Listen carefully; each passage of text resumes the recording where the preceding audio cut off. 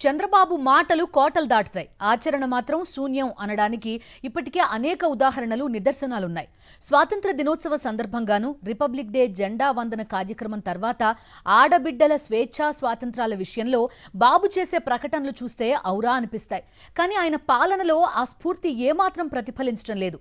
చిత్తశుద్ధి లేని చంద్రబాబు వ్యాఖ్యలు, ప్రకటనలు, విధానాలపై ప్రముఖ జర్నలిస్ట్ కొమ్మినేని శ్రీనివాసరావు కామెంట్ ఇప్పుడు చూద్దాం. ఆడబిడ్డల జోలికి ఎవరైనా వస్తే తాట తీస్తా, ఇది ముఖ్యమంత్రి చంద్రబాబు నాయుడు తరచు చేసే హెచ్చరిక. ఆయన స్వాతంత్ర దినోత్సవ సందర్భంగా కూడా తన ప్రసంగంలో ఈ ప్రస్తావన చేశారు. ఆయన చిత్తశుద్ధితో ఈ కామెంట్ చేసి ఉంటే మహిళలే కాదు, ఏపీలో శాంతి భద్రతలు కోరుకునేవారు ఎవరైనా స్వాగతిస్తారు.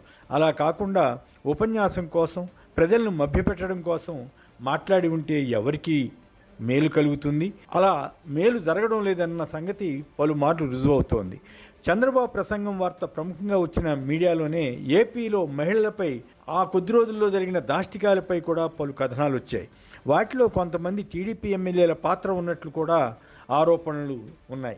అయినా చంద్రబాబు నాయుడు అలాంటి వారిపై చర్యలు తీసుకోవడానికి ఉపక్రమించినట్లు కనబడదు.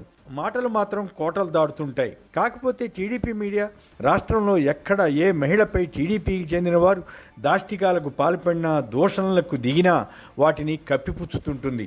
ఇతరత్రా మీడియా, అలాగే సోషల్ మీడియాలో ఈ ఘటనలన్నీ రిపోర్ట్ అవుతున్నాయి. అందువల్ల ప్రజలకు ఏం జరుగుతోందో కొంతైనా తెలుస్తోంది.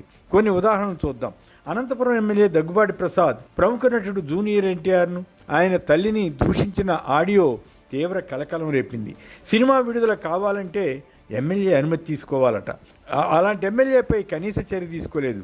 ఆమదాలవలస నియోజకవర్గ టీడీపీ ఎమ్మెల్యే కోన రవికుమార్పై ఒక స్టోరీ వచ్చింది. దాని ప్రకారం ఆయన శ్రీకాకుళంలోని కేజీబీవీ ప్రిన్సిపాల్కు ఫోన్ చేసి వేధిస్తున్నారట. ఆయనతో వీడియో కాల్లోనే మాట్లాడాలట.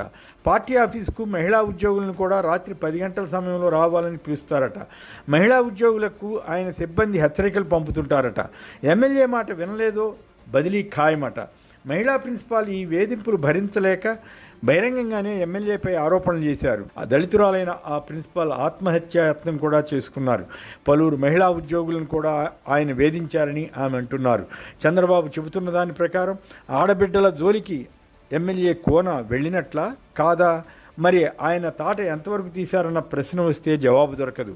ఈ గొడవ గత కొంతకాలంగా సాగుతూనే ఉన్నా ప్రభుత్వం పట్టించుకోలేదని చెబుతున్నారు. చంద్రబాబుకు అన్ని విషయాలు చేరవేయడానికి పనిచేసే నిఘా వ్యవస్థ ఏం చేస్తున్నట్లు? ఇక మరో ఎమ్మెల్యే ఉదంతం చూద్దాం.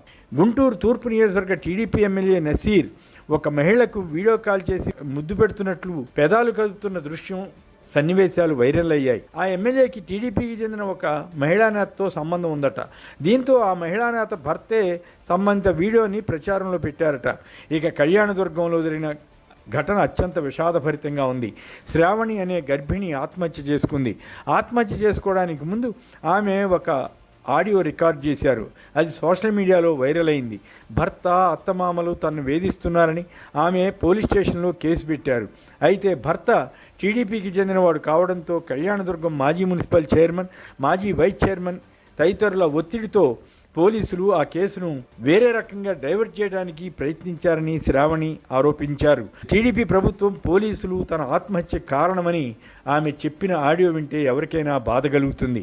ఇలాంటి ఘటనలు ఒకటి కాదు, కూటమి ప్రభుత్వం వచ్చాక అనేకం జరిగాయి. మహిళలపై పలు అత్యాచార ఘటనలు సాగుతూనే ఉన్నాయి. ఉప ముఖ్యమంత్రి పవన్ కళ్యాణ్ గతంలో సుగాలి ప్రీతి అనే మహిళా హత్య కేసు గురించి గొంతెత్తి అరిచేవారు.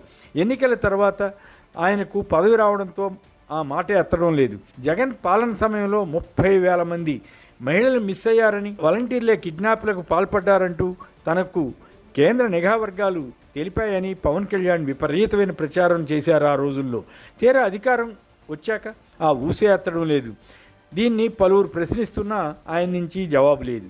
అధికారం సాధించడానికి గాను మహిళలను అడ్డుపెట్టుకొని అంత ఘోరమైన ఆరోపణలు చేయవచ్చా? అది వారిని అవమానించినట్లా కాదా? 2014 టర్మ్లో కూడా చంద్రబాబు ప్రభుత్వం ఉన్నప్పుడు మహిళలపై పలు అఘాయిత్యాలు జరిగాయి. ముసునూరి మహిళా ఎంఆర్ఓ ఇసుక అక్రమ రవాణాను అడ్డుకోబోగా దెందులూరు ఎమ్మెల్యే చింతమనేని ప్రభాకర్ మనుషులు ఆమెను తీవ్రంగా అవమానించిన ఘటన అప్పట్లో పెను సంచలనమైంది. అయితే ఎంఆర్ఓనే చంద్రబాబు మందలించి రాజీ చేశారని అప్పట్లో వార్తలు వచ్చాయి. అప్పుడే కాదు, ఇప్పుడు కూడా పరిస్థితిలో పెద్దగా తేడా ఉన్నట్లు అనిపించదు. కొద్ది నెలల క్రితం సత్యవేడ్ ఎమ్మెల్యే ఆదిమూలంపై ఒక టీడీపీ మహిళ మహిళా నేత తీవ్రమైన ఆరోపణలు చేశారు. ఆయనపై నామమాత్రంగా చర్య తీసుకున్న ఆ తర్వాత కేసే లేకుండా రాజీ చేశారని కథనాలు వచ్చాయి. శ్రీకాళహస్తి జనసేన మహిళా నేత వినూత వ్యక్తిగత వీడియోల కేసు చివరికి వారి పిఏ హత్యకు దారితీసింది. వినూత దంపతులు ఇదంతా టీడీపీ ఎమ్మెల్యే సుధీర్ రెడ్డి వల్లే జరిగిందని ఆరోపించారు. అయినా గంభీరంగా చంద్రబాబు స్వాతంత్ర దినోత్సవం నాడు కానీ ఇతర సభల్లో కానీ ఆడబిడ్డల జోలికి వస్తే తాట తీస్తానని ప్రకటిస్తుంటారు. దీన్ని కూడా వైసీపీకి ఆపాదించి విమర్శలు చేయడానికి ప్రయత్నిస్తారు తప్ప స్త్రీలపై అఘాయిత్యాలకు పాల్పడిన వారిపై చిత్తశుద్ధితో చర్యలు తీసుకున్నట్లు అనిపించదు. అందుకే చంద్రబాబు చెప్పే మాటలను ఎంతవరకు నమ్మాలో అర్థం కాని పరిస్థితి ఏర్పడుతోందని ప్రజలు వ్యాఖ్యానిస్తున్నారు. ఇది ఆంధ్రప్రదేశ్లో మహిళలకు ఉన్న భద్రత అన్నమాట.